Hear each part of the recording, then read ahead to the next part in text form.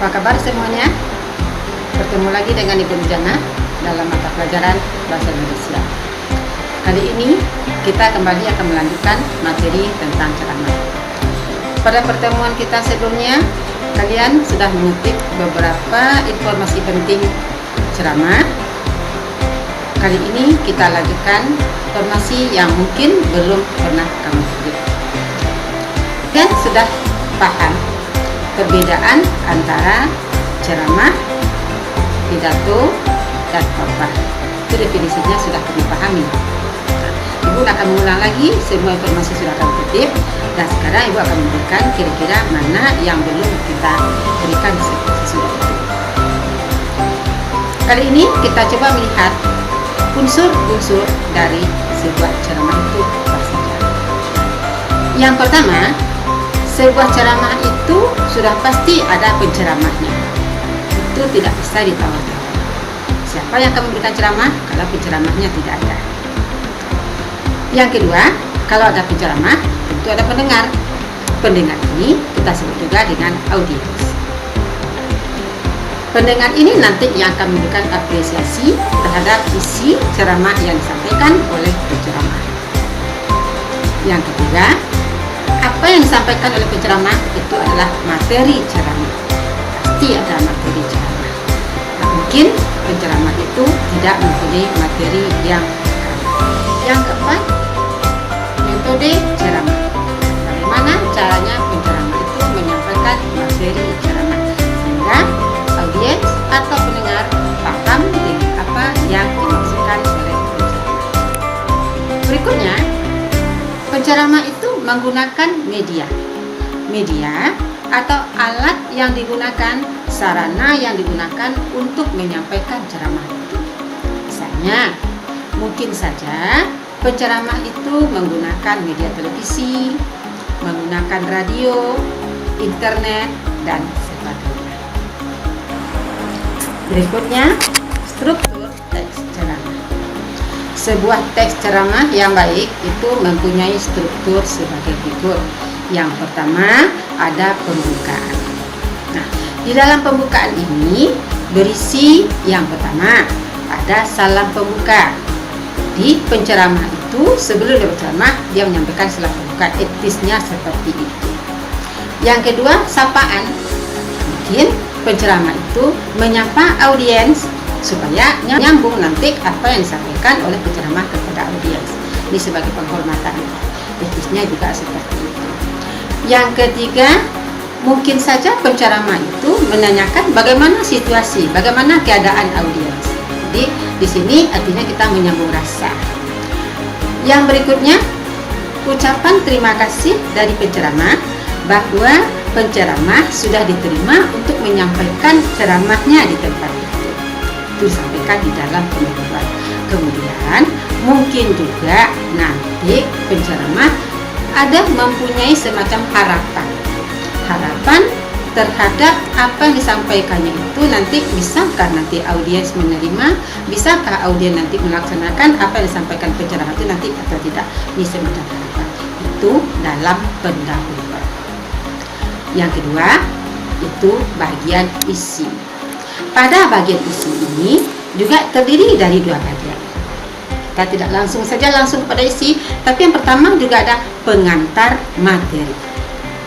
Jadi sebelum menyampaikan ceramah itu panjang lebar, ada pengantar materi. Dalam pengantar materi ini berisi penyampaian judul ceramah. Ceramah kali ini judulnya apa? Disampaikan dalam pengantar materi. Kemudian tema materi disampaikan itu temanya apa? Mungkin kalau sekarang yang aktual itu temanya masalah COVID ya. Nah, ini mungkin masalah COVID-19. Di tema materi itu apa? Kemudian seberapa penting materi tersebut? Kemudian pada bagian isi, selesai kita dalam penyampaian pengantar materi, masuk kepada materi inti. Dalam materi inti ini saatnya penceramah menyampaikan isi ceramah panjang lebar. Semua yang disampaikan, apa isi ceramah, apa tujuannya, dan bagaimana penceramah tadi menyampaikan materi tadi kepada audiens. Di sini saatnya disampaikan secara penyampaian. Yang ketiga, penutup. Nah, pada bagian penutup ini, di sini penceramah menyampaikan kesimpulan isi ceramahnya. Yang kedua, mungkin menyampaikan ucapan terima kasih karena audiens sudah bersedia mendengarkan, sudah bersedia meluangkan waktunya mendengarkan materi yang disampaikan oleh penceramah. Dan yang ketiga, mungkin saja penceramah di sini menyampaikan permohonan maaf kalau ada sesuatu yang tidak berkenan di hati audiens. Berikutnya, ciri-ciri informasi yang baik.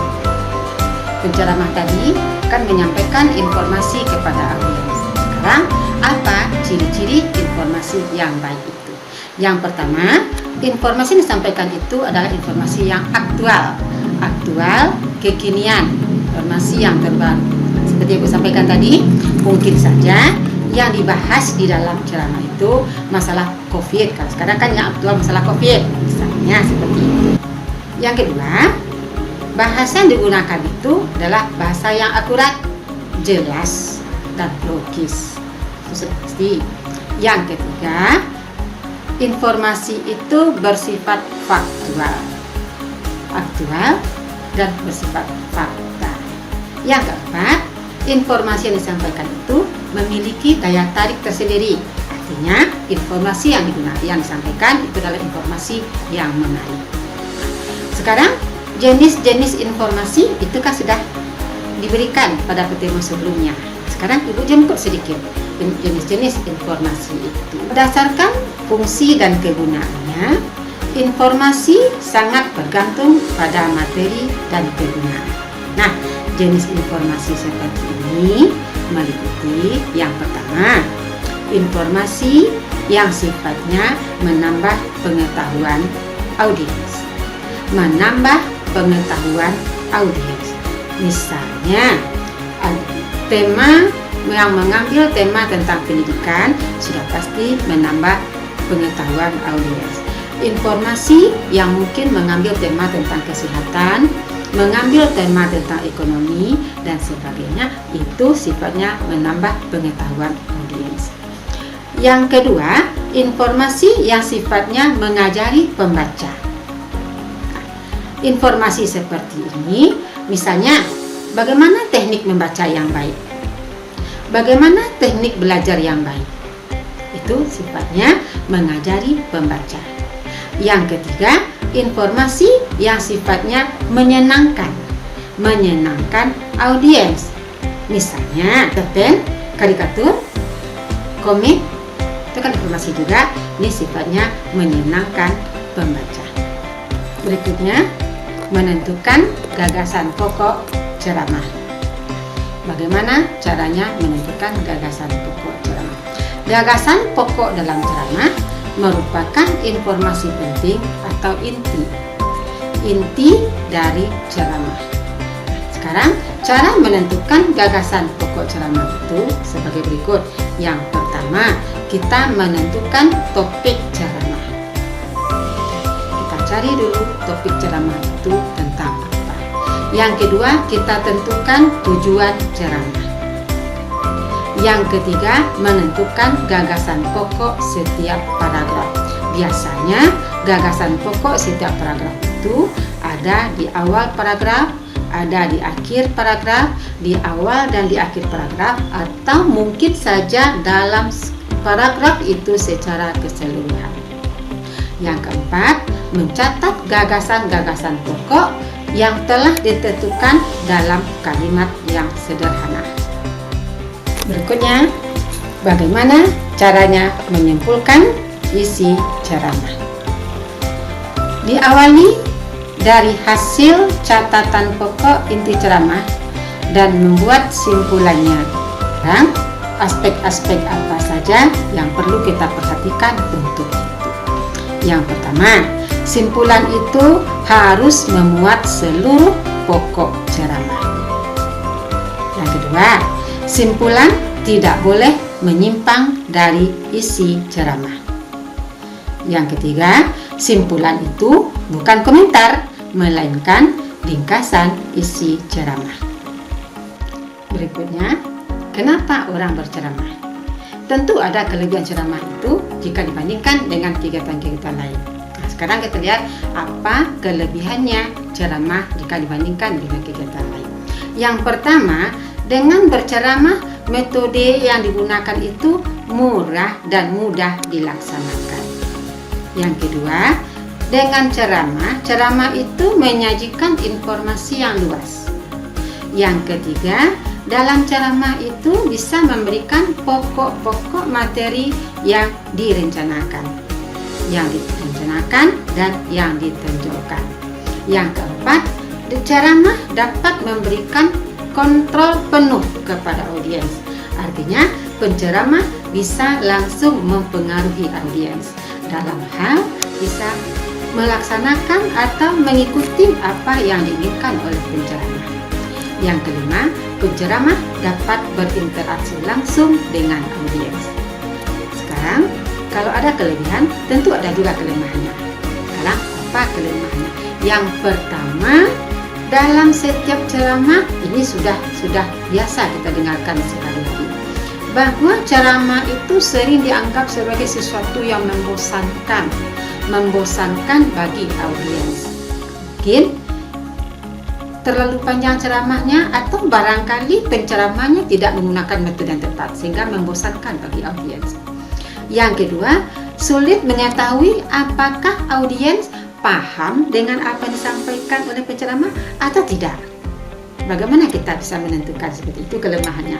Dan yang ketiga, interaksi itu cenderung berpusat kepada penceramah. Jadi penceramah saja yang aktif di situ, sementara audiensnya lebih bersifat pasif. Itu diantara kelemahan dari ceramah. Demikian materi kita kali ini. Silakan dikutip di dalam buku catatan kamu informasi yang diberikan ini, karena ini sangat berarti, sangat penting untuk materi ujian kita berikutnya. Sampai di sini materi kita kali ini, diwakili dengan Assalamualaikum warahmatullahi wabarakatuh.